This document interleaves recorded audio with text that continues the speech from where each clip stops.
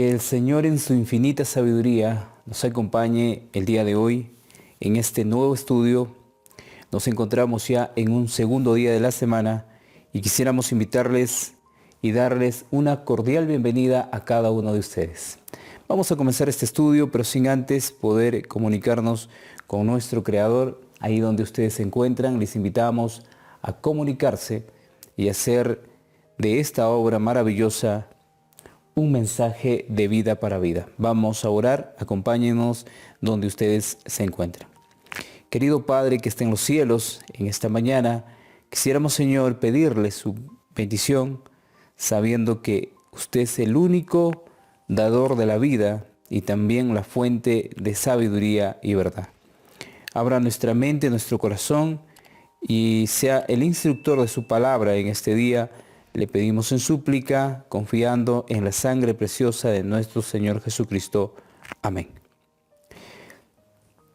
Muy bien, queridos hermanos, como título para el día de hoy tenemos La fortaleza y ternura de Moisés.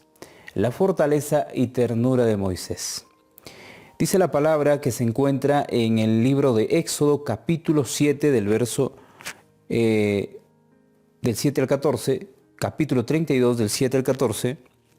Les invito a buscar ahí en sus Biblias el capítulo 32, del 7 al 14 del libro de Éxodo.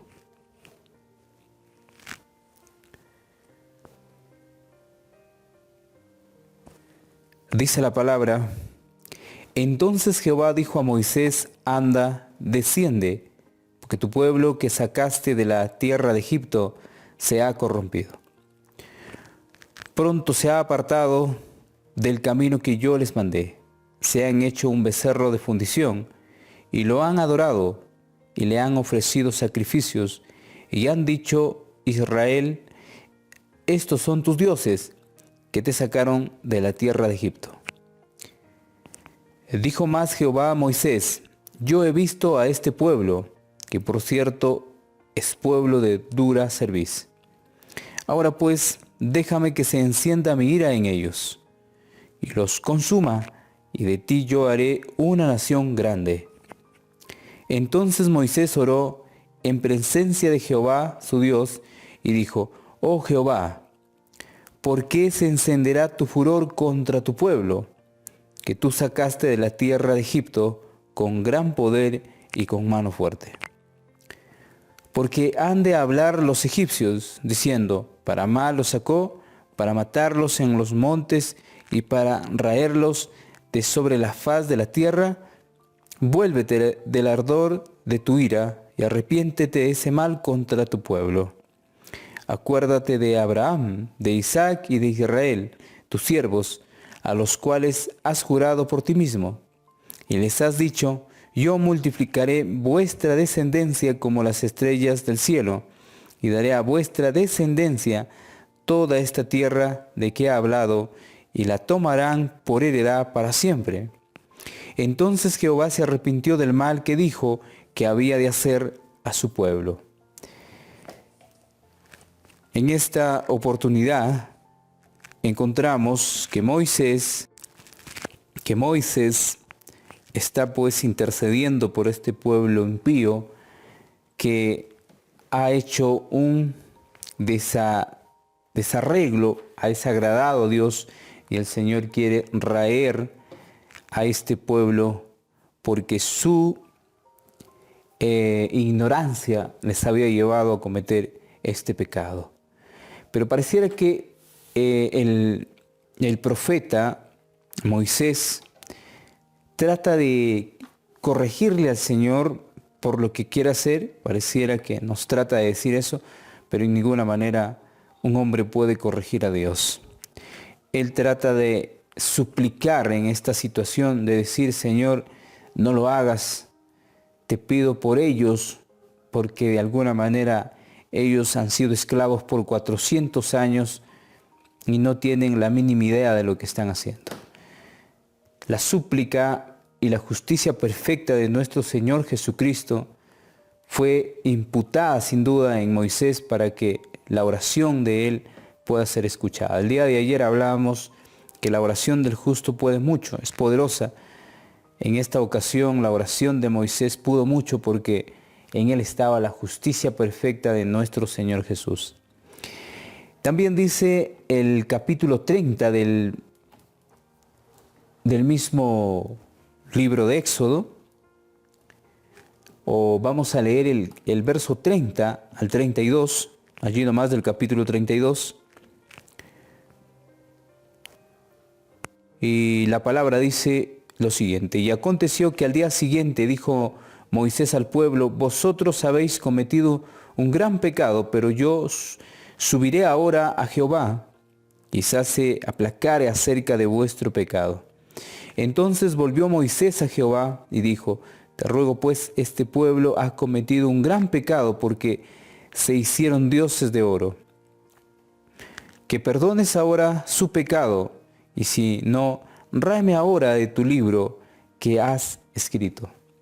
Moisés tiene una oración completamente de arrepentimiento. Y esa oración de arrepentimiento es porque entendía ese plan con el hombre y Dios. Él se acercó únicamente a ese Salvador que todos necesitamos acercarnos, es a nuestro Señor Jesucristo. Y su pecado sin duda fue completamente perdonado. El pecado del pueblo fue perdonado. Por eso que Moisés es el tipo únicamente de Cristo, porque era manso y humilde como lo fue nuestro Señor Jesucristo. Ya se representaba en la vida de Moisés a lo que iba a venir con el nacimiento de nuestro Salvador en esta tierra.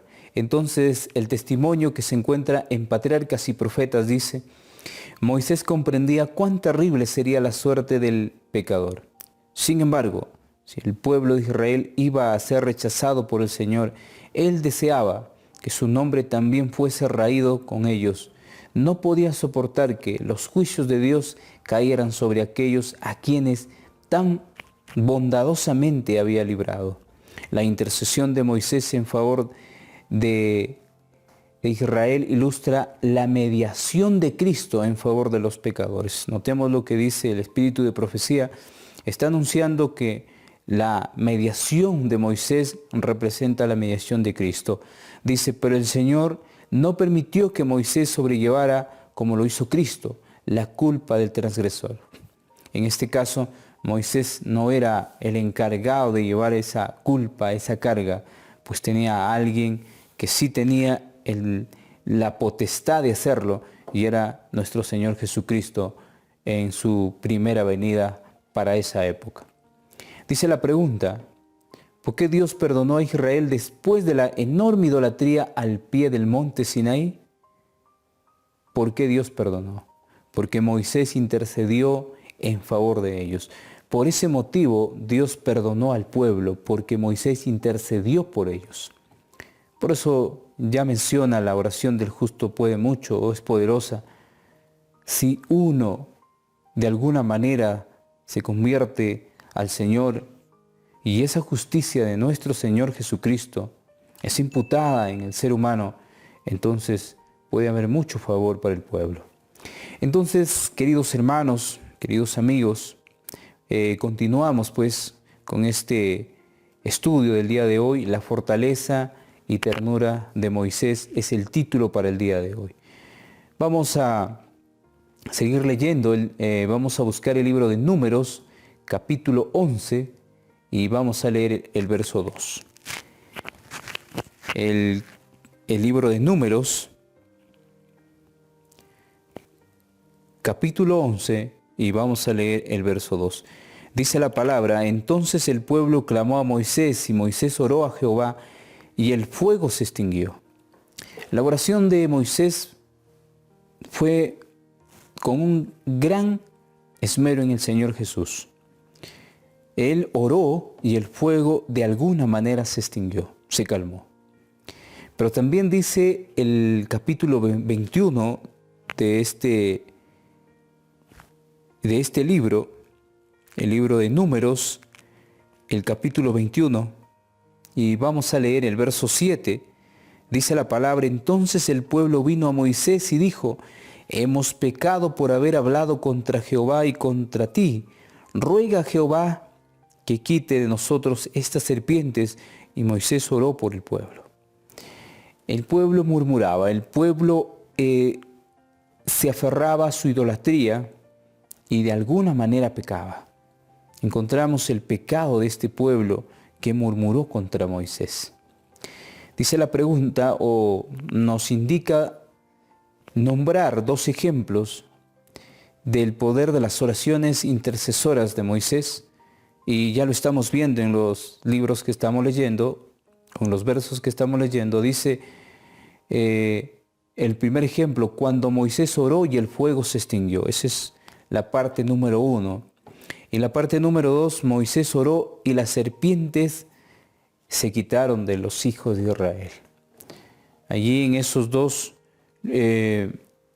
momentos que se estaba dando el caso del castigo, podríamos decir, para los impíos, Moisés oró y en la primera parte el fuego se extinguió y en la segunda parte las serpientes dejaron de picar a los transgresores que habían murmurado contra Dios y contra Moisés. Tenemos también el libro de Éxodo capítulo 2 del 1 al 10. El libro de Éxodo capítulo 2 del 1 al 10. Dice la palabra: un varón de la familia de Leví fue y tomó por mujer a una hija de Leví, la que concibió y dio a luz un hijo, y viéndolo que era hermoso le tuvo escondido 3 meses. Pero no pudiendo ocultarle más tiempo, tomó una arquilla de juncos, la fateó con asfalto y brea, y colocó en ella al niño y lo puso en un carrizal a la orilla del río. Y una hermana suya se puso a lo lejos para ver lo que le acontecería. Y la hija de Faraón descendió a lavarse al río, y paseándose sus doncellas por la ribera del río, vio ellas la arquilla en el carrizal, y envió una criada suya a que la tomase. Y cuando la abrió, vio al niño, y he aquí que el niño lloraba, y teniendo compasión de él, dijo: de los niños de los hebreos es este.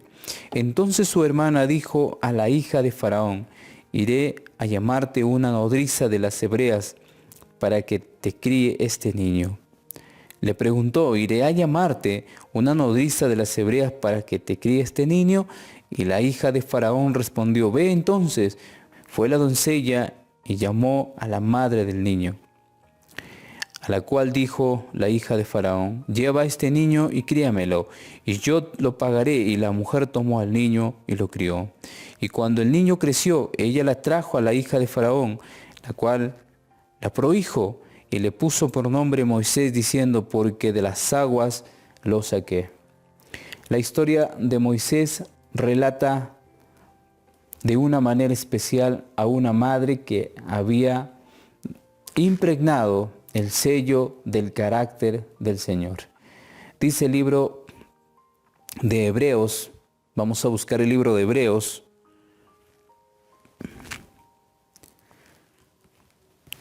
el libro de Hebreos, en el capítulo 11, el libro de Hebreos, capítulo 11, y vamos a leer el verso 23 al 25. Dice la palabra: por la fe Moisés, cuando nació, fue escondido por sus padres por 3 meses, porque le vieron niño hermoso y no temieron el decreto del rey.